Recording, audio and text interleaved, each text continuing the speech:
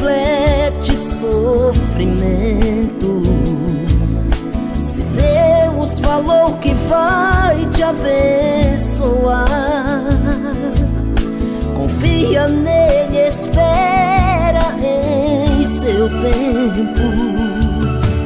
Deus me trouxe aqui pra te dizer: por maior que seja a luta, Ele está com você. Não pense que Ele te abandonou. Deus nunca vai falhar com o que falou. Se o Senhor te fez promessas, vai cumprir.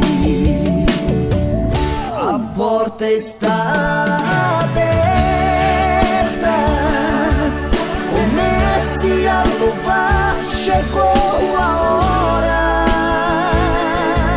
de Deus te abençoar, te dar vitória. Deus não mente, sempre cumpre o que falou. Podes então sentir alegria dentro do teu coração. A vitória já está em tuas mãos.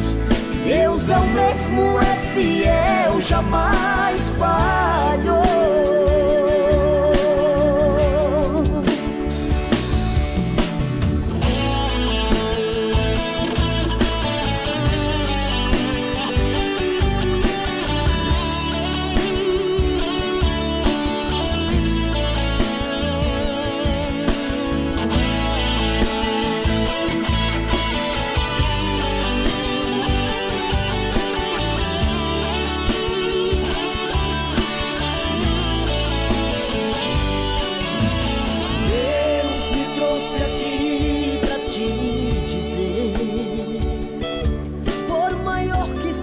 A luta, Ele está com você.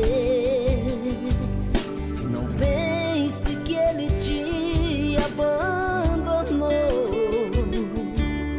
Deus nunca vai falhar com o que falou. Se o Senhor te fez promessas, vai cumprir. A porta está